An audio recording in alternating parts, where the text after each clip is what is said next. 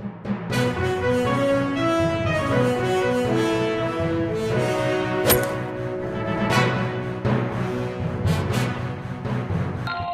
जिस तरह से आप जानते हैं कि आज एक वीडियो वायरल हुई जिसमें एक लड़की जो है वो फहोश डांस यहाँ पे इमामबाड़े के अंदर, इमामबाड़े के की बिल्डिंग के अंदर जो है वो जिस तरह से डांस कर रही थी और उसके बाद लोगों में गम और गुस्से का इज़हार किया कई लोगों ने सोशल मीडिया पे और उस पर। आज उसी के लिए हम लोग यहाँ पर आए हैं।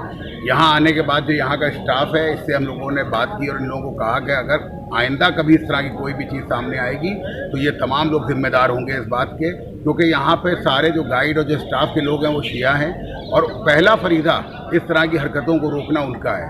अगर ये लोग नहीं रोकते हैं तो फिर इसके ऊपर जो है वो फिर इनके खिलाफ भी हम लोग कार्रवाई करने से पीछे नहीं हटेंगे। प्रशासन एक इंच भी इमामबाड़े की जो है वो किसी तरह की देखरेख में नहीं है। जिस तरह से हुसैनाबाद ट्रस्ट इमामबाड़े की लूट कर रहा है, लेकिन किसी हालत में भी इमामबाड़े में कोई ना तो सुरक्षा व्यवस्था का सुधार है, ना ही जो है वो यहाँ पे जो इमामबाड़े की हुर्मत है उसका किसी को ख्याल है।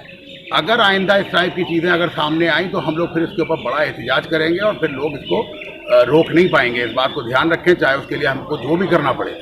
लेकिन अब आज ये आखिरी बार चीज़ सामने आई है, दोबारा अगर कोई चीज़ ऐसी आएगी तो हम लोग यहाँ के स्टाफ के खिलाफ कार्रवाई करेंगे।